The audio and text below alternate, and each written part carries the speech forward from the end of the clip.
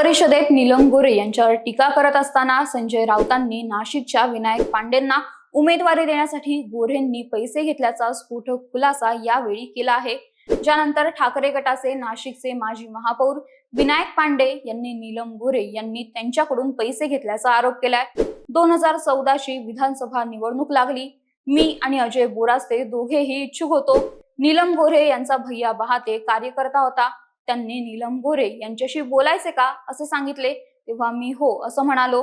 नीलम ताईंना काही रक्कम दिली, पण त्यानंतर अजय बोरास्ते यांना तिकीट देण्यात आलं। मी त्यांना सांगितले मला पैसे परत द्या, अन्यथा पत्रकार परिषद घ्यावी लागेल। नंतर त्यांनी मला बोलावून पैसे दिले, मात्र त्यात काही पैसे कमी दिले आहेत असा दावा विनायक पांडे यांनी केला असून आता राज्यभरातून असे अनेक कार्यकर्ते पुढे येतील। ते मराठी साहित्य संमेलन होते, तिथे अशी भूमिका मांडायला नको होती असं म्हणत नीलम गोऱ्हे यांच्या वक्तव्याचा निषेध केला आहे।